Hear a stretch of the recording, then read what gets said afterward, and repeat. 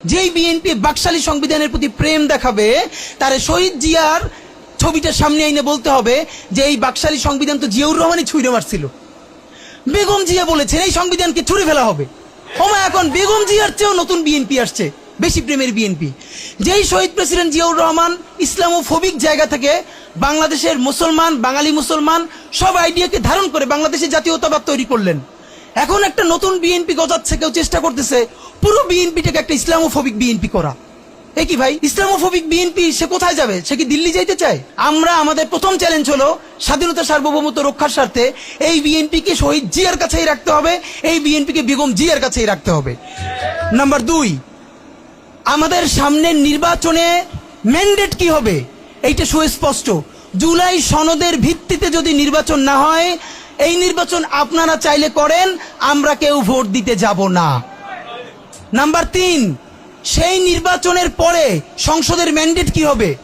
সংসদে জুলাইয়ের বর্তমান সনদে যেটা স্বাক্ষরিত হবে সবার ঐক্যমত্যের ভিত্তিতে, এটা নির্বাচনের আগে মানে সংবিধান সংশোধন করা ছাড়াই অধ্যাদেশের বলে বলে যেটা করা সম্ভব সেটা আগেই করে ফেলতে হবে এবং তাকে দিয়ে নির্বাচন করাইতে হবে।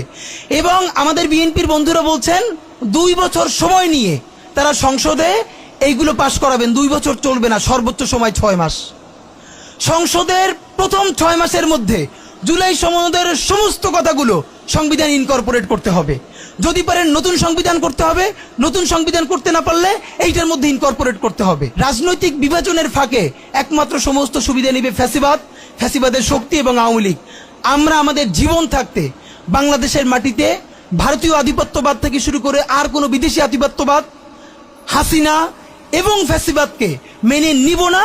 এবং আমরা যদি শহীদ হয়ে যাই, আমাদের সন্তানেরা লড়বে, তার সন্তানেরা লড়বে। কিয়ামত পর্যন্ত বাংলাদেশ নামক জমিন যতদিন বেঁচে থাকবে ততদিন পর্যন্ত আজাদির সন্তানেরা লড়াই করবেই করবে। ওদেরকে স্কুলে, কলেজে, ইউনিভার্সিটি দিনের পরে দিন কাউন্সিলিং করা উচিত ছিল।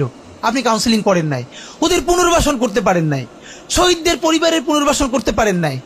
এখন এই ছেলে মেয়েগুলো দেখে যে এই রক্তের মধ্য দিয়া সে চিরতরে অন্ধ হইছে, পঙ্গু হইছে, এখন তারপর ন্যূনতম বিচারই শুরু হয় নাই।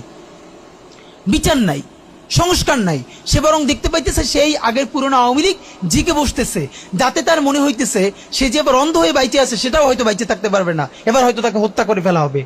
সেই রিয়াকশনে সে কাউকে গালি দিচ্ছে। এই গালিকে আপনার এত অপবিত্র মনে হয়, কিসের সাথে তুলনা দেন? গত 15 বছর যার তুলনা একমাত্র জাহান্নামের সাথে হইতে পারে। তো আপনারা কি বুঝাইতে চান আমাদেরকে? এগুলো মনে করেন আমরা বুঝি না? নাম ধরে বললে পলিটিক্যাল পার্টিগুলো বেশি প্রেসার ফিল করে। আমার বিভিন্ন টিভি থেকে ফোন করে বলে, ভাই আপনার সাথে তো অমুক দলের অথবা অমুক দলের কেউ আসতে চায় না। এখন এই জন্য আমার কি হয়েছে, তারা যাতে একটু ট্রাস্ট পান, একটু কনফিডেন্স পান, এই জন্য কথার উত্তর দিই না। আমার এক বড় ভাই টকশোতে বললেন, তুমি থাক, ওনারা মুরব্বী মানুষ, তুমি যদি 2 শব্দ কম বলো তোমার জীবন পইরে আছে, কিছু হবে না। তাই ওনাদেরকে 2 শব্দ কম বলতে বলতে ওনারা এমনই হয়েছে, ওনারা মাইনেই নিতে পারে না যে এই বাচ্চারা না থাকলে ওনারা যে এখনো জেলে থাকতো অথবা বাড়ি বাড়ি পালাইতো, এইটা ওনাদের ভুলেই গেছে 1 বছরে।